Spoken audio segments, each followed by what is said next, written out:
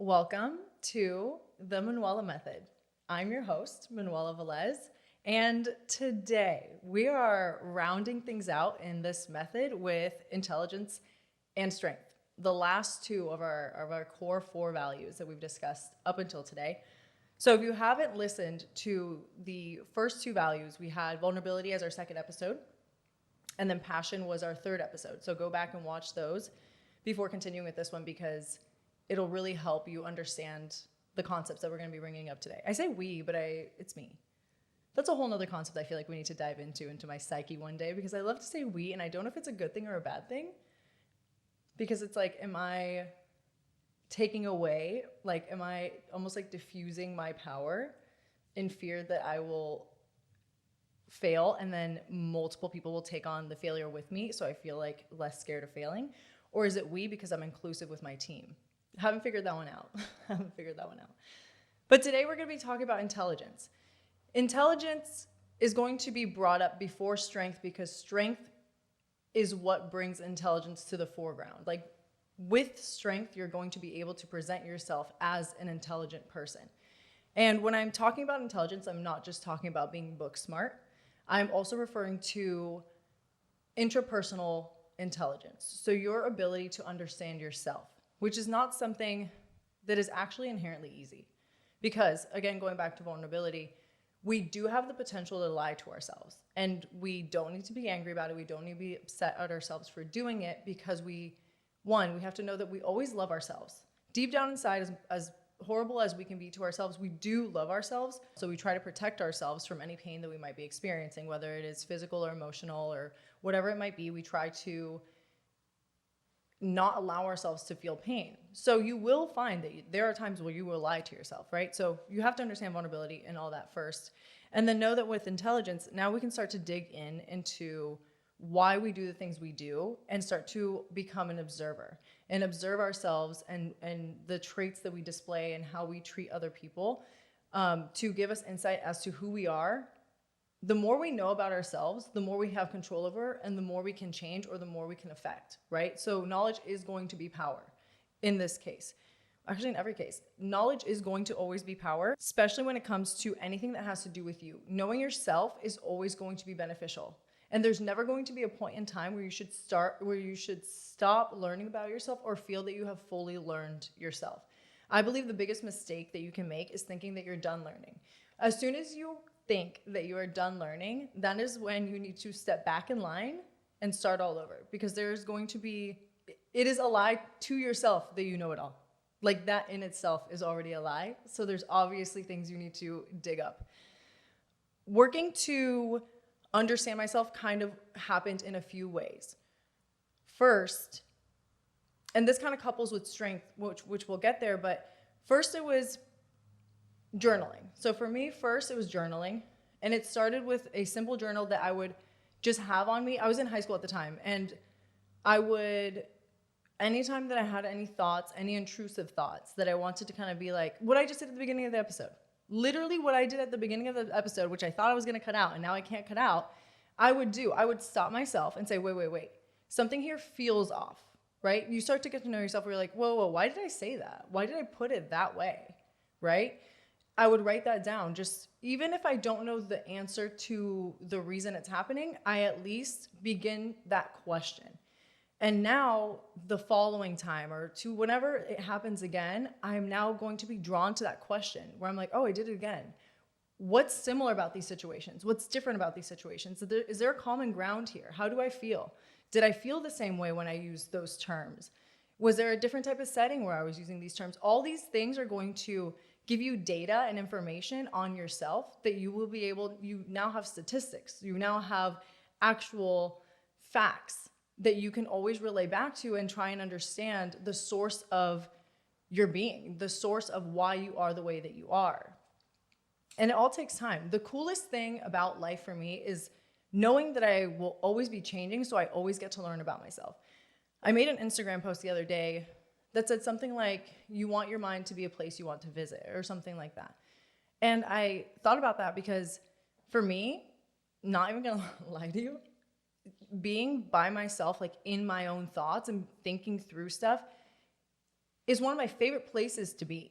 You start to become a lot more aware of how different you can think and how your perspectives can shift and how much you can change the way that you see the world just by thinking through things differently and trying to actively almost exercise your mind to think of things in a different way. And then for me, knowing that I can always continue to learn about myself and my partner, it also makes things exciting. It also makes things more fun because you're always continuously learning and there's more opportunity for you to get to know each other, which if you're going to be monogamous, if you're going to be somebody for the rest of your life, then I feel like it is our duty to continue to make things exciting by understanding that we're ever changing and allowing our significant other to always change. So that intelligence part is something that is never going to end. Well, being honest, all four of these core values are things that you have to constantly be practicing and constantly be active in order for you to continually become the best version of yourself, because you're constantly becoming, right? Like there's not a point where you get to where everything is perfect and you're done. There's just not. That would be really boring if you really think about it. When it comes to intelligence, we have a few different types. We have emotional intelligence, we have the intrapersonal intelligence, and we have obviously intelligence when it comes to your career, your job, and basic things that are common sense as well. So one of the things that I think is really important about this value specifically, or this concept, is trying to develop a level of intelligence that makes you independent. So not having to depend on other people for your basic necessities was a huge thing for me. So I wanted to be smart enough to be resourceful and self-reliant. So learning to change my tire, learning where to find resources online for things that I needed to do. Just knowing what resources I had was really important so that I never felt like I had to go to someone to do things for myself or have people do things for me. I wanted to always feel like I didn't know anybody for the life that I have. I wanted to take advantage, I wanted to take responsibility for my life and be the one making the moves in my life. I did not want to be a chess piece in somebody else's game. You know, like I want to be the one making moves. And the only way for you to be active in your life is for you to learn what you need and do those things. So the things that I did in order to increase my intelligence were a few things. Like I mentioned, journaling was a huge one. Sitting in my sauna was also a really big one. So when I would train, so I would go work out, and then I would sit in the sauna after my workout and I would process. I would be just thinking about myself, whatever was going on in my life, and trying to understand almost the source of these things. Why am I doing these things? Why do I feel this way? And I would kind of ask myself why until I got down to the root cause.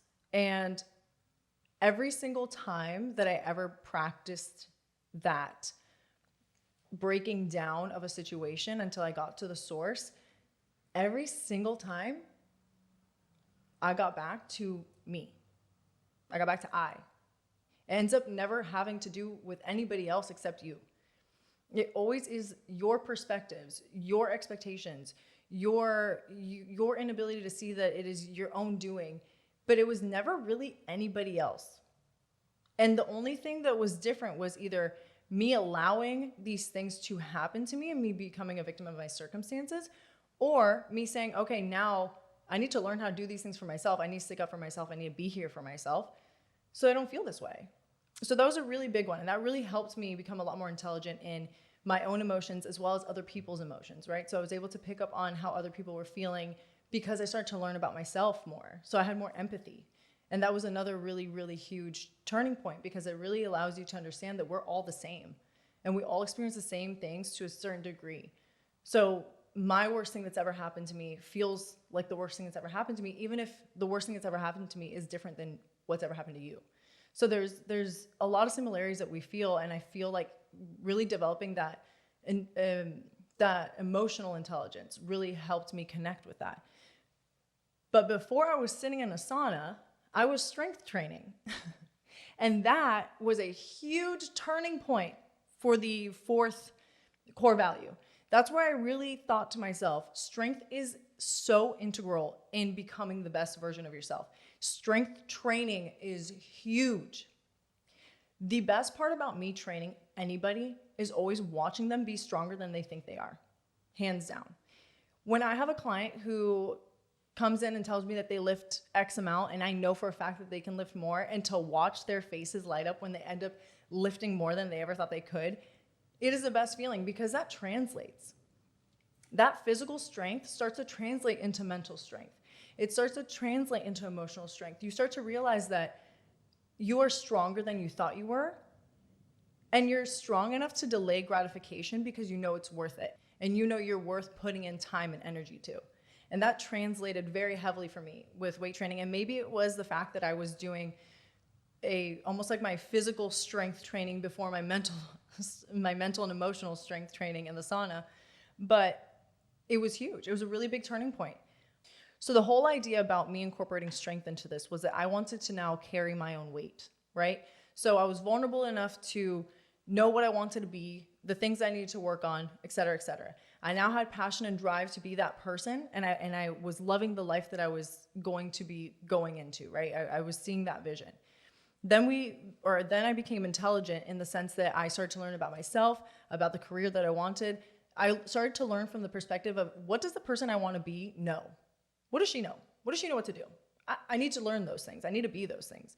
And then I got to a point where I'm like, I am all these things. Now I need to be strong enough to stick up for myself and say, hey world, this is who I am.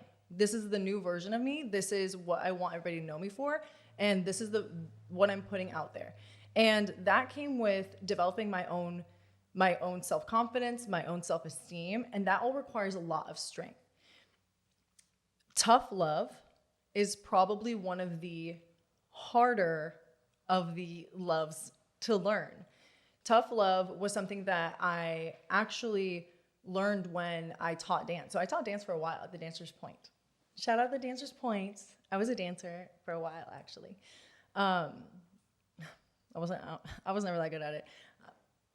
Honestly, don't look it up. You dance at the Dancer's Point too? Oh my God, we're Dancer's Point girlies here. Look at us. Who would have thought? So when I taught, after I finished my own dancing career, I started teaching at the Dancer's Point, and I taught classes for girls around 3 to 5. And in those classes, I started to pick up on a few things. One of them being that the children that had been taught delayed gratification and parents practiced tough love on most often that I was witness to were the ones that were the most well-behaved, were the ones that picked up on things faster, and were the ones who were always moving ahead, always. And I thought to myself, that can't be ignored, because we are all just children. I mean, we're all just children, right? Like we are children who just aged, but I still feel like age is such an illusion. So these topics, these things still have to apply to us, right? Because we're still human beings. We're just more developed human beings. So I thought to myself, okay, how can I now, almost like inner child work, I guess you could say, how do I now teach myself or hold myself accountable to tough love? Or how do I demonstrate tough love to myself and practice delayed gratification? With strength training, I was able to exercise delayed gratification because you have to put in work, wait for your results, and have faith in yourself and in your work that you will see results. So that was a really big one for me, learning delayed gratification. And then in order to learn tough love, I actually did yoga.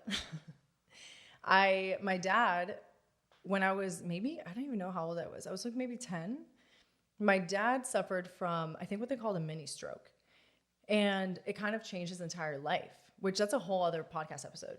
But it changes his entire life, and he kind of led us down a Colombian yogi path. So from then on, my dad and I would talk about a lot of spiritual things, Buddhism. He would take me to yoga. Him and I still will go to hot yoga. But there was a time where we were going to hot yoga maybe 2 to 3 times a week, and it was Bikram yoga. So it was like 90 minutes of hot yoga. And during that time, I knew that I hated it. When I tell you I hated it, like I would dread it all day. Like I would be like this. Okay, that's exaggerated. Like I wouldn't dread it to the point where I was like, I hate this. I'm being dragged there and I'm crying. But it was so difficult. I was sweating like crazy. I was so uncomfortable. And the only reason I would go is because the sensation and the feelings that I had after I completed such a difficult class. And it wasn't like hot yoga was bad for me. So I knew for a fact this was one of the best things I could be doing for myself at that time, right? Going back to me, strength training, and then going into the sauna, hot yoga was just a combination of both, right? It kind of put me in a really uncomfortable position where it was almost on the brink of me not being able to do. And there was a few times where I did kind of not sit out of the class, but laid down in the class. But every time that I would go and I would push myself and I would make it through a class, I would feel so powerful. I would think to myself, how many more things that I didn't think I was capable of am I actually capable of? And can I continue to replicate the sensation that I have right now? This pride, this showing up for myself, this feeling of I can do anything because I did this thing that I never thought I could do consistently. And here I am, right? So that whole intelligence and strength is really coupled together, where the more intelligent you are, the more confidence you have in yourself, and the stronger you are, the more you allow people to see that, and the more you want to share that with the world, because you know that all your vulnerabilities and also all your insecurities, even with all that, you are still intelligent and you're still strong. You're not scared of anybody seeing your insecurities because you got you. It's okay. You know that you are everything, and it makes your strengths even more impactful to know that you have vulnerabilities and you have insecurities. Like that gap is even more impressive. Another reason why strength is super important, and I'm not going to lie to you, this is something that I personally hadn't developed until recently, and that is having stronger boundaries. I thought my lack of boundaries was unconditional love. I thought me always being willing to sacrifice and willing to break myself down for other people was unconditional love, when I'm realizing now that it wasn't unconditional love, because there was conditions. That's why I felt like I was breaking myself down. And going back to our episode on passion, there's no such thing as conditional love, right? It's just manipulation. So in order to avoid those types of situations, you need to establish boundaries. You need to first understand yourself, your needs and your wants, and then from there establish your boundaries and make them non-negotiable. You need to hold yourself and others accountable to your boundaries. No one else will do it for you. You have to be strong enough to hold people accountable, and strong enough to know that if people aren't willing to respect your boundaries, you are more than capable of walking away.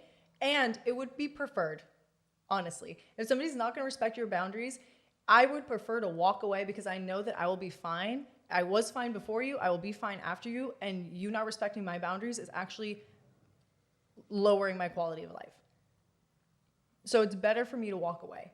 And that came with the confidence that I gained and the strength that I provided for myself through doing these difficult things and proving to myself that I was strong enough, stronger than I thought. I wanted to feel worthy. That led me to not know myself. That really led me to not know myself at all.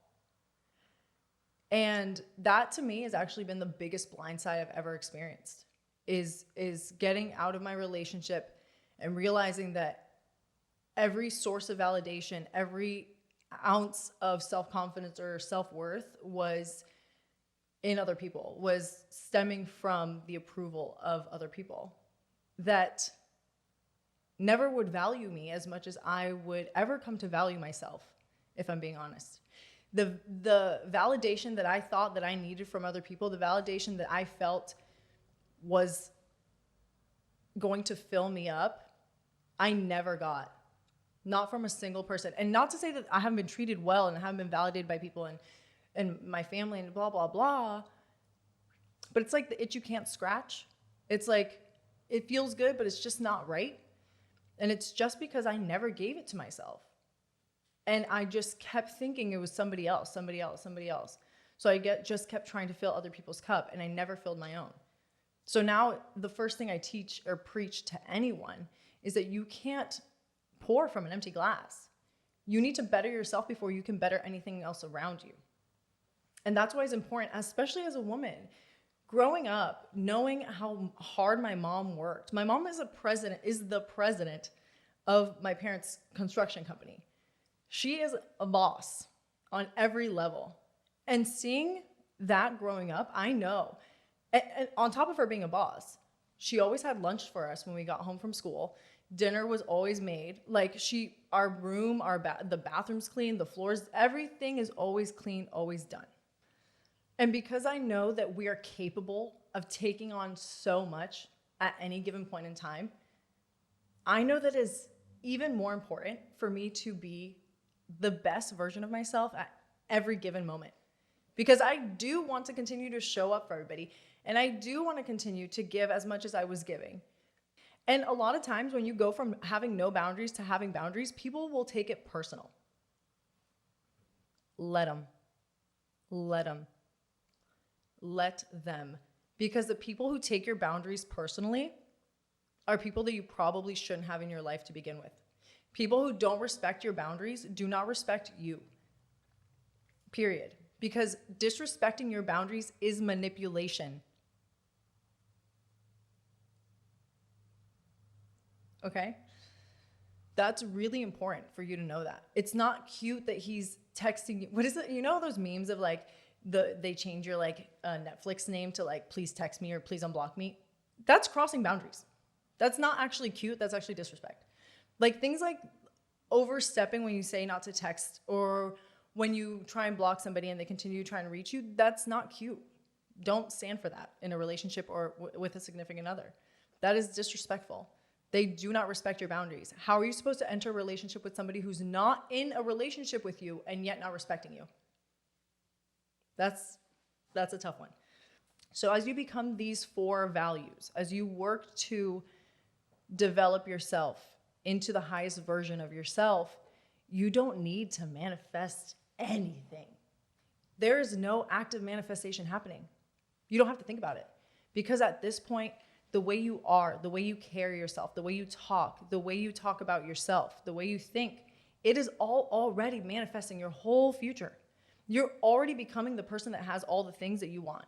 So you don't even have to worry about achieving or getting there, because you've been on that path since you started this. Since day one of you actively diving into your vulnerabilities, that has set into motion your whole future.